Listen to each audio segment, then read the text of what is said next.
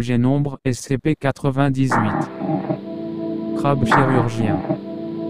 Classe sûre. Procédure de confinement spéciale. Les membres de SCP-98 doivent être conservés dans une salle de 10M*20M avec des petits bassins d'eau et un substrat de sable.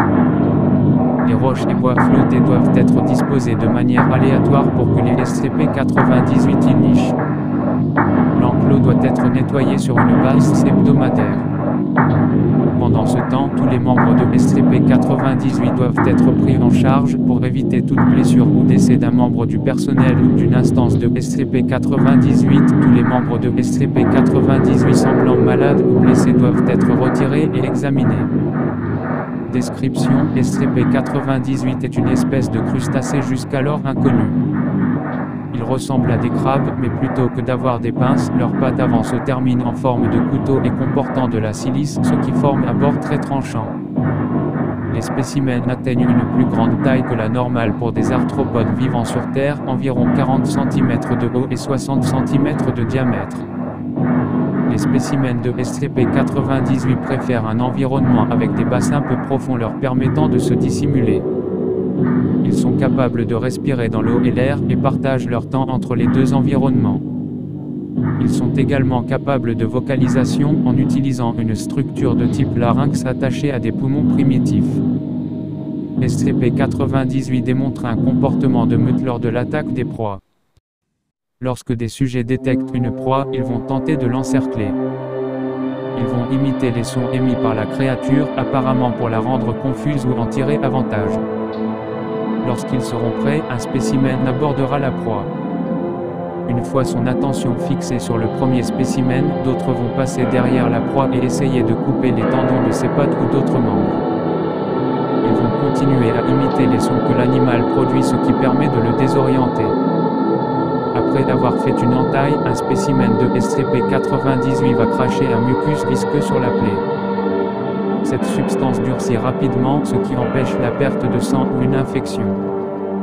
Cela continue jusqu'à ce que la proie soit complètement immobilisée. À ce stade, les sujets vont commencer à se nourrir de la proie en coupant de petits morceaux de chair. Cela commence avec les tissus mous, faciles d'accès, comme ceux du visage et des extrémités, avant de passer à d'autres parties du corps. Les spécimens de SCP-98 peuvent se nourrir aussi longtemps que la proie est capable de respirer. L'alimentation peut durer plusieurs heures ou plusieurs jours en fonction de la taille de la proie et du nombre de spécimens présents. Les spécimens de SCP-98 font preuve d'une certaine capacité à communiquer, alertant les autres de la présence de menaces ou d'une nourriture potentielle sur de courtes distances. Il a d'abord été conclu que SCP-98 peut afficher au niveau d'intelligence humain, mais ils sont maintenant considérés comme un simple discours perroquet. SCP-98 pose normalement peu de danger pour les humains adultes, préférant des proies plus petites, comme les chiens, les chats et petits cochons. Cependant, ils ont attaqué des proies plus grosses lorsqu'un nombre suffisant de spécimens était présent, ou bien si d'autres aliments n'étaient pas disponibles. SCP-98 a été découvert au Brésil, après une vague de disparition d'enfants. Addendum 98-1, SCP-98 est plus intelligent que conclu précédemment.